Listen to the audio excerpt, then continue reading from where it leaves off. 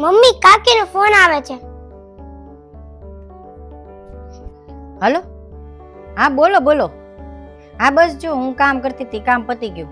હા મોટા જેઠાણી ન્યા ને? હા ગઈ હતી ને હું કાલે. મેં કીધું કામકાજ હોય તો કેજો, લગ્ન વાળું ઘર છે તો આપણે કેવું તો પડે ને. હા કંકોત્રી આવી ગઈ તો તે જોયું બધું મામેરામાં હું આવ્યું, દીકરીને હું આપ્યું.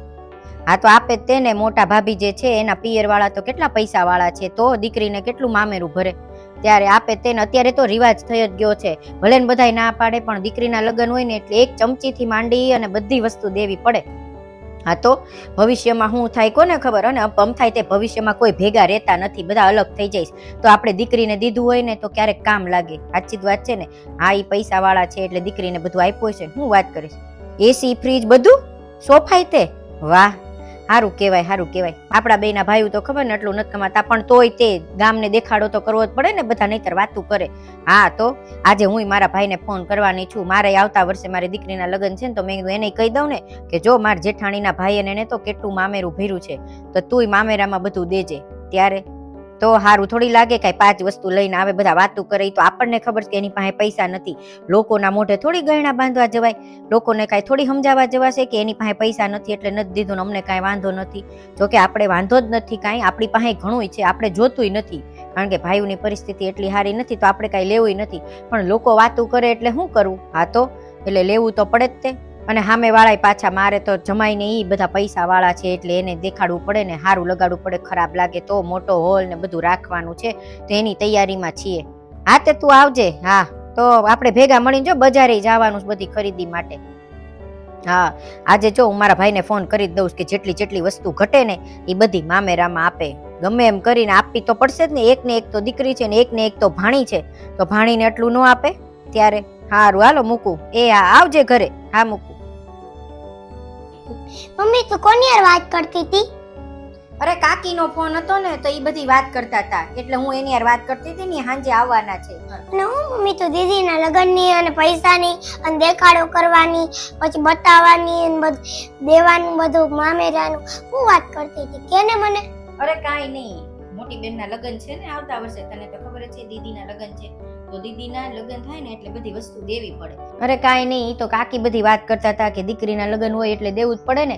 મોટા મમ્મીના દીદીના લગ્ન છે એટલે એના મામાએ કેટલું બધું આપ્યું છે, ફ્રીજ ને વોશિંગ મશીન ને સોફા ને બધું આપવું પડે. એટલે મેં કીધું સાચી વાત છે, આપવું તો પડે ને. છોકરીના લગ્ન હોય એટલે બધું દેવું પડે. એટલે મેં કીધું, મેં કીધું કે મારે આવતા વર્ષે મારે દીકરીના લગ્ન લેવા છે, તારી બેનના લગ્ન લેવા છે ને તો મેં કીધું હું તારા મામાને વાત કરીશ કે બધી વસ્તુ આપણને આપે. આપણે બધાને દેખાડવું તો પડે ને કે આટલી આટલી વસ્તુ આપી, નહીં તો બધા વાતું કરે. અને ગામવાળા વાતું કરે એનો તો કાંઈ વાંધો નહીં. પાછા હાહરાવાળા કેટલા પૈસા વાળા છે. દીદી જ્યાં જવાની લગ્ન કરીને લોકો તો બહુ પૈસા વાળા છે. અને ત્યાં આપણે ન એવું દેખાડીએ કે આપણને એટલું આપ્યું એટલું આપ્યું તો એ લોકો બધા વાતું કરે. એને એમ થાય કે ઓહો આની પાસે તો કાંઈ નથી, આ તો હાવ લુખા જેવા છે, આની યારે હું આપણે કર્યા. ને પછી આજીવન દીદીને સંભળાવે કે તમારા ઘરેથી તો કાંઈ આવ્યું નહીં ને તમને કાંઈ આપ્યું નહીં. બોલું તો હું અહીંથી આપણે બધી વસ્તુ આપીએ એટલે દીદીને કાંઈ વાંધો નહીં. અને કાલે ઉઠીને દીદીને કદાચ એને ત્યાં ઘરે ન રહેવું હોય અને અલગથી રહેવું હોય ને તોય કાંઈ ચિંતા નહીં. એટલે મેં છે ને આજે વિચાર્યું છે કે મામાને સાંજે ફોન કરીને બોલાવું, કાં તો આપણે મામાના ઘરે જઈએ અને જેટલી જેટલી વસ્તુ આપણે માંગવી છે ને એટલે મામેરામાં જે ભરવાની છે બધી વસ્તુ મૂકવાની છે ને એને કહી દઈએ કે ભાઈ આટલી આટલી વસ્તુ મૂકે. નહીતર શું થશે કે ઈ લેશે ઈ વસ્તુ આપણે લેશું ને કોકે આપશે ગિફ્ટમાં, તો બધી ડબલ ડબલ થશે. એની કરતા પહેલેથી જ કહી દઈએ કે આટલી આટલી વસ્તુ તમે આપજો. એટલે મામાને ઘરે જાવું. હું મમ્મી તોય તે લોકોની જેવું વિચાર, લોકો જેવી થઈ ગઈ અને લોકો જેવા વિચાર કરે એવું કાંઈ ન હોય. આપણે જેટલી તાકાત હોય ને એટલું જ આપણે ભરવાનું હોય મામેરામાં. એમાં કેમ ન હોય કે આપણે બીજા પાસે લઈ અને આપણે ભરવાનું અને દીકરીને સાસરે જાય તો ન હોય તો સંભળાવે, એવું કાંઈ ન હોય. અત્યારે તો મામાની પરિસ્થિતિ ખબર ને, એનો ધંધો હાલતો નથી અને એની પાસે અત્યારે પૈસા નથી. પહેલા તે માંગ્યા હોય તો મામા હાલે, મામા દે, પણ હું ક્યારેય ના પાડું, અત્યારે ના પાડું. અને જો તું અત્યારે મામાને કહે ને તો અત્યારે હાથ પાડે, પણ એ પૈસા ક્યાંથી લાવશે? કેમ કે તું એની બેન છો એટલે એ તો ના તો પાડે ને, પણ તું એને હાથ તો પાડી દે પણ એ લાવશે ક્યાંથી પૈસા? અને ખોટા એને ઉધારી ઉપર લેવા પડશે કે લોન લેવી પડશે અને પછી થોડા ખોટા ચૂકવવાના થાય ને. જેની મામાની પરિસ્થિતિ છે ને એટલી આપે ને એટલું લઈ લેવાય. આપણે વધારે આપવું નથી, આપણી જેટલી તાકાત હોય ને એટલે આપણું આપી દેવું.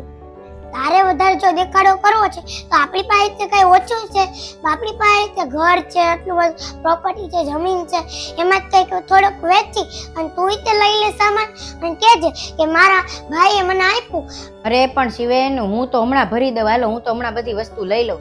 પણ તાર પપ્પાને ને બાને ને બધાને ખબર પડે ને તો એ બધા વાતું કરે, એમ થાય કે અહીંયાથી પૈસા લઈને અહીંયાથી મામેરામ ભરો છો તમે, તમારા ભાઈ પાસેથી આટલી વસ્તુ નથી માંગી શકતા. તને ખબર ને બધા કેવા છે, ખોટું પછી આપણને સંભળાવશે. એટલે એક કામ કર, આપણી જેટલી તાકાત છે અને પપ્પાની દાદીની જેટલી તાકાત છે એનાથી આપણે એટલું દઈ અને પછી મામાની જેટલી તાકાત હોય એનું દઈ દે એટલે વાત પૂરી થાય. અને જો તું તારી હાથે આવું કરીશ ને તો તને સંભળાવાના જ છે બધા. અને તને એવું છે કે જો અત્યારે આપણે મામેરામાં આટલું બધું આપશું અને એને આટલું બધું આપશું તો એને આજીવન ખુશ રાખશે, ક્યારે સંભળાવશે નહીં. જો આપણે લાલચ કરશું અને આપણે એને વધારે પૈસા કરી વધારે દેખાડો કરશું તો એના મનમાં લાલચ જાગશે અને એની આપણી પાસે ખૂબ માંગશે.